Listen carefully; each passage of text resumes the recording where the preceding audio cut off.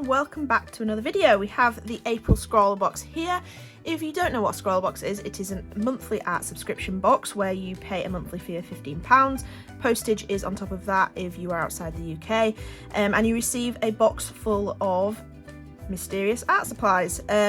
You also receive a print from a featured artist and a little bit of information about that featured artist, a little sweet in every box, a vinyl sticker, and a scrawler zine, which tells you a little bit about the artist, a bit about the supplies, and some tips to go along with the art supplies. And you also receive a challenge, a scrawler challenge, that is a phrase or a word where you use that phrase or word to base a piece of artwork on using just the supplies in the box. So let's get into this April ScrawlrBox.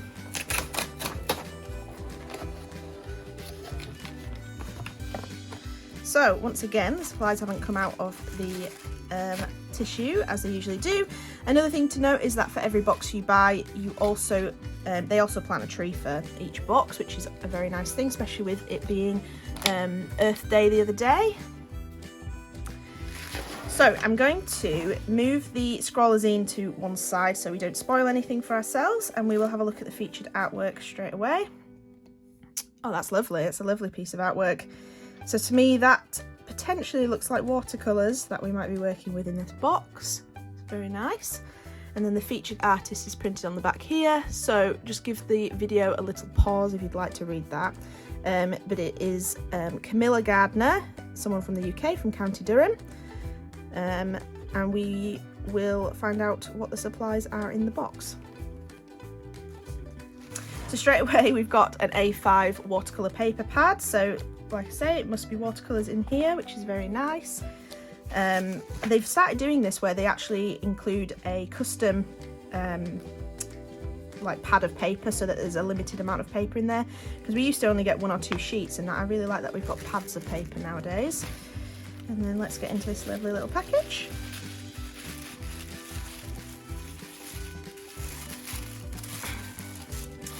Ah yes, watercolours. Okay, oh, quite a lot of watercolours actually. Let's move these to one side. So straight away we have this Puds, a Great British Sweet. I've actually never seen these before, but it's apple pie and custard flavour and it's vegan. Very interesting, but it's apparently a Great British Sweet. Must be something new potentially, so I'm excited to try that. This sticker, oh, bit of a misprint there I would say, but anyway, that's that is not part of the artwork, that's part of the zine, maybe a zoomed out version of the zine there. Very nice, very nice. Okay, so we've got our list here, which I will put to one side. So let's start off with the main things in the box. So we've got these aquafine watercolours. I've never actually used a De La Roni watercolour before, but we have quite a few colours here. So we have Chinese White, alizarin crimson hue, raw sienna, lemon yellow, hooker's green dark, and ultramarine blue dark. That's very nice, a nice set of colours there. So we've got our primary colours with the blue, the yellow and the red. We have a really nice green, I would say that's a good mid-green there, and then the raw sienna and a white. So we've got, I think that's a good range of colours. I probably wouldn't have chosen lemon yellow as the yellow, but we will see how that works out. We'll do a swatch in a moment. So then we have, next on the list, we have this Derwent push button water brush. So we've had water brushes in boxes in the past, but this is quite an interesting looking one. So it's a bit more ergonomic maybe for the hand. So just a generic water brush, so we fill up this barrel and we can use it out and about. Always handy to have when you're potentially going outside to do some painting. We then have some China Graph pencil, Royal Sovereign. I've never heard of these before. For films, plastics, china and glass. Okay, let's use the thing here. They're not sharpened either, so we're gonna have to do that. These versatile pencils will work on virtually any surface, including china, plastic, acetate, film, brick, wood and glass. By combining specially selected pigments and waxes, they are resistant to water, but you can remove them from non-porous surfaces with a dry cloth or tissue, making them for an interesting pairing with watercolour paints. Okay, interesting. I've never heard of these before, so that will be something new to try out. So again, we will try those out in the swatching. And then lastly, it just tells us about the watercolours. So this is custom made for the ScrawlrBox, and it's just a pad of 8 sheets of premium quality paper. Interesting. And then the Scrawler challenge to finish off with is Birds of a Feather. This is absolutely straight down my street. What's the saying? My street, that's the one. And I'm excited to try them. I'm excited to try these pencils. I've never heard of them before, like I've said. I usually use Winsor & Newton watercolours, so I'm excited to try these as well. And we will see where that takes us. So stay tuned for the swatching, and we will go through the Scrawler zine quickly now actually, and then I will read a little bit of the Scrawler tips. So this is a little bit about the supplies.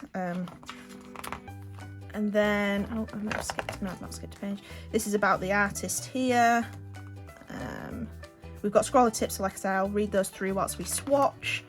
And then the Scrawler gallery, which is showcasing February's ScrawlrBox, which was, I think it was the Sennelier paints that we received. So these are some of the featured artists for this box. Very nice. I recommend going to have a look at some of them. So pause the video here so you can look at their tags. And then lastly, we have Scrawler Extras, which is about avian art, which is, I'm assuming, about birds, which is cool. So exciting. I will swatch these and we will have a look what we can do.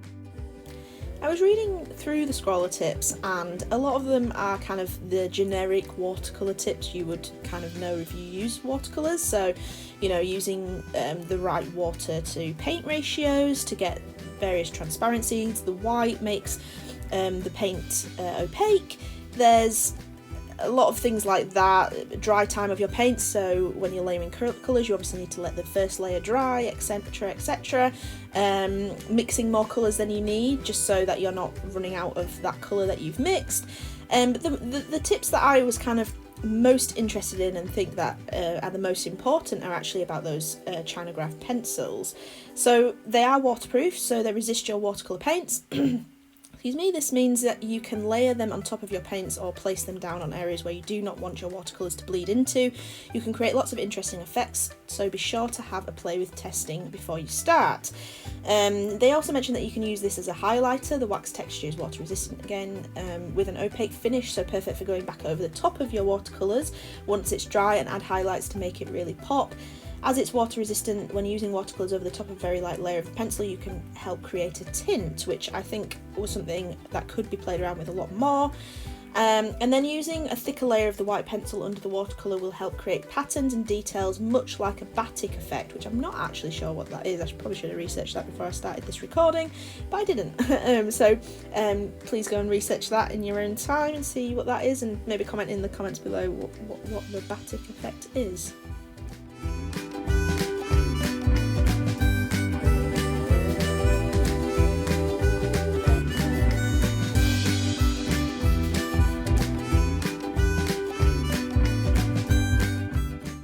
Here is my finished piece. I really enjoyed these supplies in this box. It was very much up my street, like I mentioned in the intro.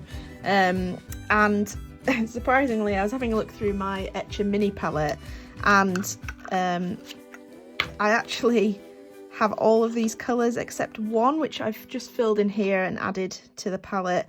And so I'm quite familiar with them. And I actually use Winsor & Newton paints.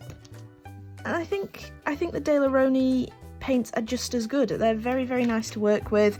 The white makes them opaque, as you saw in my swatches. So these are the original colours, and then I added some white to them just to see how opaque they made them, and they made them a bit pastel coloured. So I really like that. So I started off with, you know, the washes of the bird, and then added on the more pastel colours to kind of fill in the more opaque areas. And do you know what, the things that I'm most surprised about in this box were these pencils. They are wonderful to work with. They're a bit waxy, so I use them as almost a a masking fluid kind of on this branch here at the top and this white section here, just to make sure I didn't get any paint in the whites, which worked really well. I wish I'd kind of added that a little bit more along the feathers here and the top of the bird, but it worked well where I did place it, so that's a lesson learnt with those. And the black is really lovely. It's perfect for these fine details. It's perfect for adding that really dark colour, which we didn't get in the paints, and then mixing the two actually created this lovely soft fade and kind of soft wax crayon type look when you blend them, and they look really what's the word, like cohesive and blended. So I really enjoyed these pencils. The only thing I will say is my white must be completely broken in here, because I have sharpened this and sharpened it and sharpened it. This is just a few of the nibs that keep falling out, so I'm a bit disappointed with that, because it is a lovely pencil, and I hope I can find this pencil elsewhere, because I really think I'm going to use it in the future. I've not tested it on films, plastic, china or glass yet. Let's see what I've got around me that I can test that on. Here's a plastic ruler. Let's see how it works on there. It does lay down on there. I wouldn't say it was opaque, but it does lay on them. And I can rub them off though. I don't know. May need a little bit more testing. But yeah, anyway, I really enjoyed this. I really enjoyed the theme. It was probably one of my favourite that we've had lately. It's just something that I am quite familiar with, is doing nature. And do you know what, I really enjoyed just testing these supplies out a little bit further. I've not done watercolours as much lately.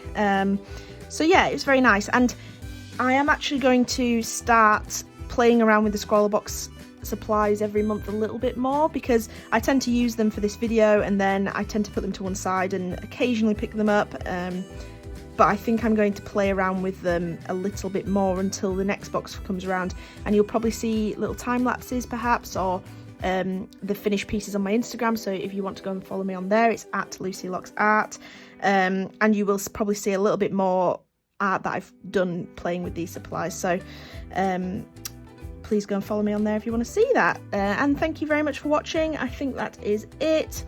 Please hit that thumbs up if you've enjoyed it, and subscribe if you want to see more, and I will see you in my next video.